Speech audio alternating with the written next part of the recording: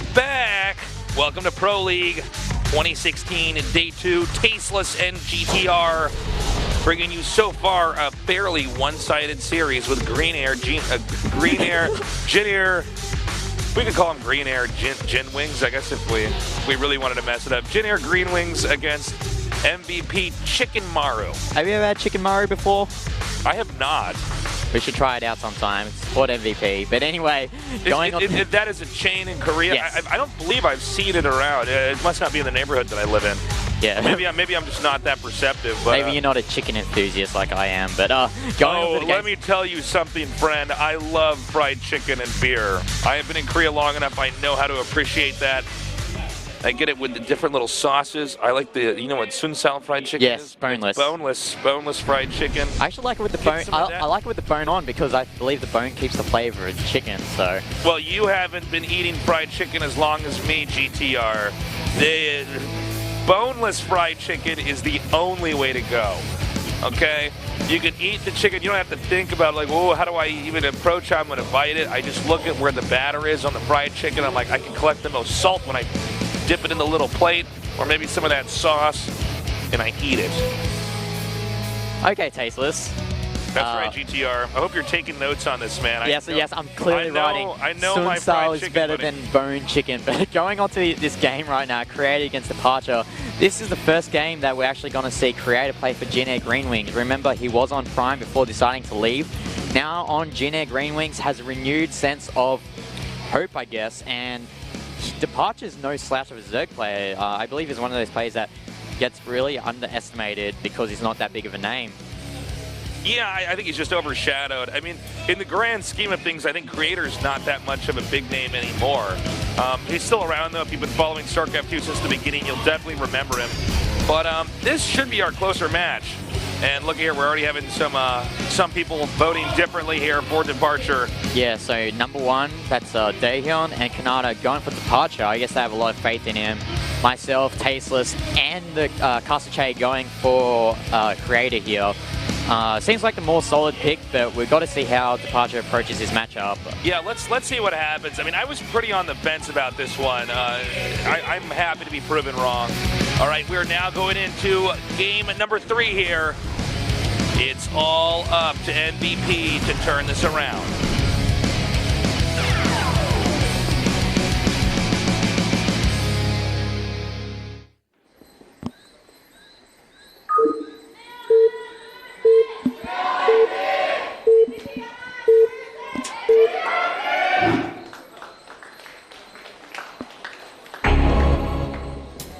Over here in the upper right, on the Green Wings, it's Creator.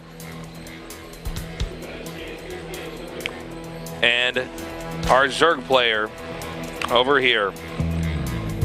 Fantastic. DeParture, I think, not a lot of pressure. Excuse me, not a lot of pressure on Creator. I almost said not a lot of pressure on DeParture. Excuse me. A lot of pressure on DeParture here. He's going to have to deliver.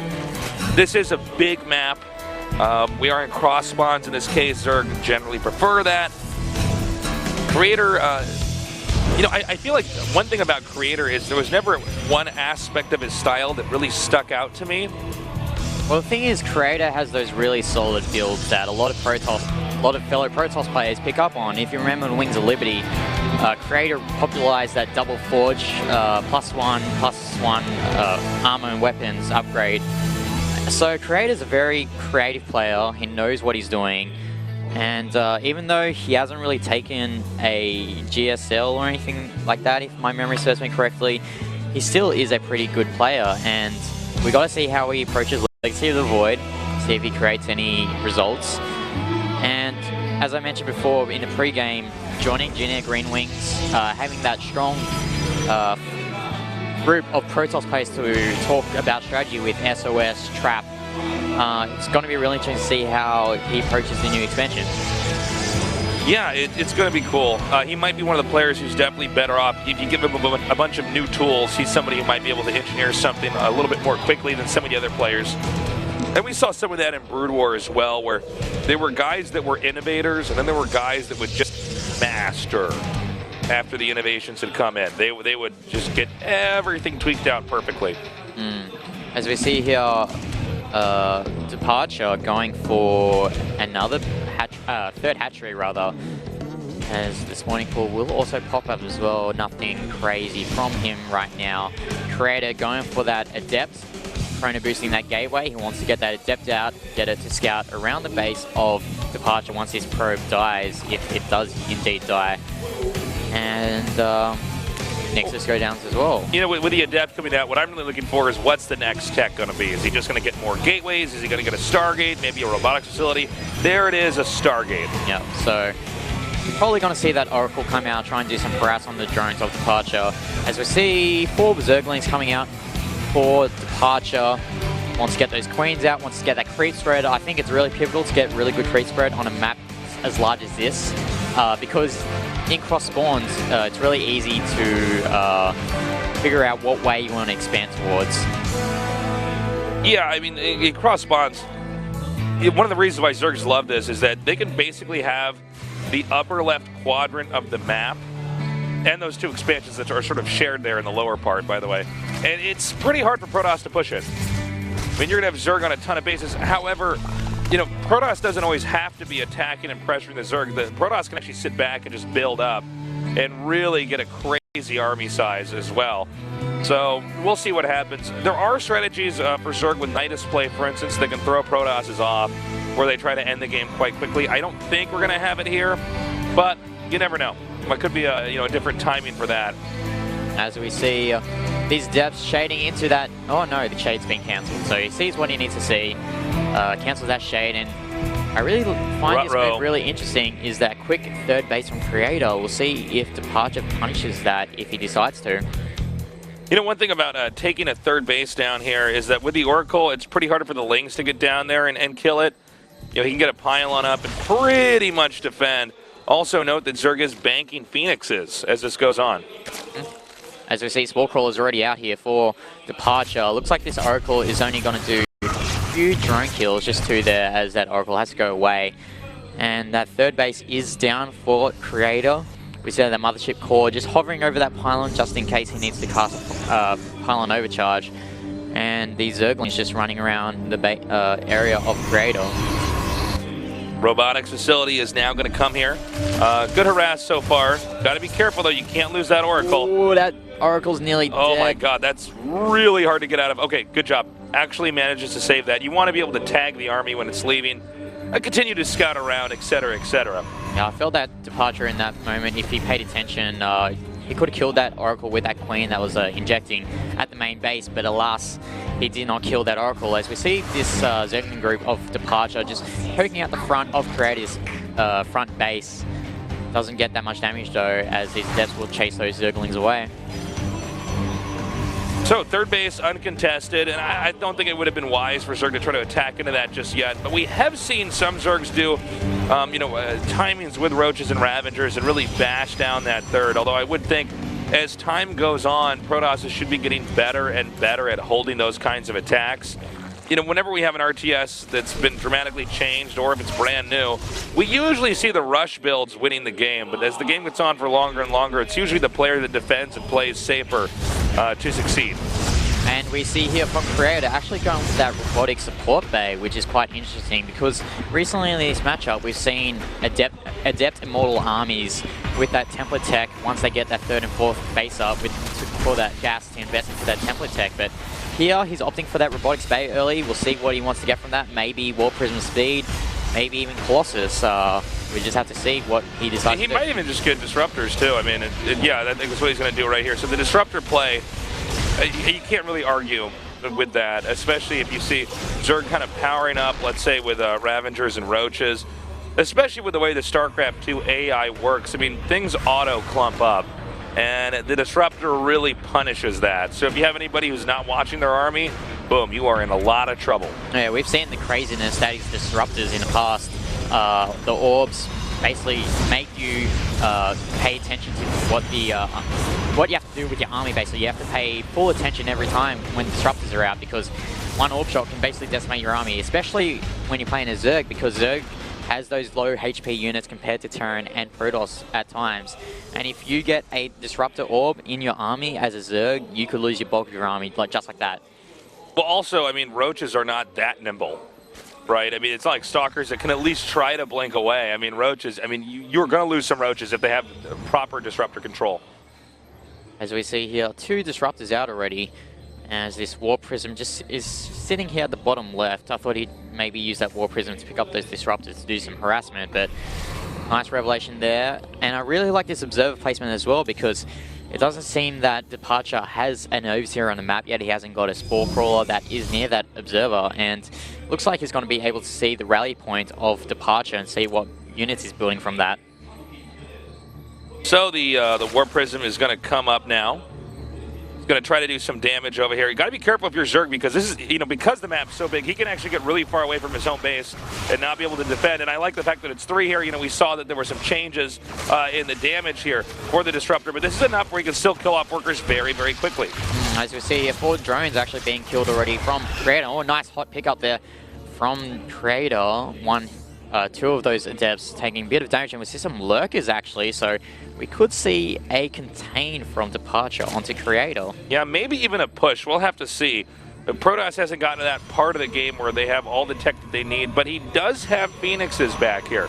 If there's not enough anti-air, and there's some Hydras here, but I mean, if he lost that clump, for instance, due to, like, for instance, a disruptor, then he could end up losing a lot of his army to just the Phoenixes with the follow-up. Yeah, I really like this move here of going for those Phoenixes. And nice stasis ward there, trapping those Zerglings. Looks like those Zerglings will be stuck for a while, as Archer's actually thinking about attacking, and oh no, he just borrows some lurkers. And these, I love it. Nicely done. Setting the disruptor out again. Oh, really punishing these lurkers. I love it. Creator really showing us how to approach lurkers so far. But as this game continues on, I mean, right now our Zerg player has actually disconnected the 2 bases here. Third, unable to get access to the second. This is going to be a little bit of a tough time here for Creator. Yeah, really nice positioning here. Oh, Disruptor Shot gets a few Hydralisks, but these Phoenixes that Creator was banking on, they're not doing that much at all. I haven't seen him lift anything up as these lurkers actually go to the mineral line. He should be attacking those mineral probes, but there we go. Yeah, now he's using those probes. He needs to get some detection over here. There's the observer. He needs to get that over there like most ASAPly.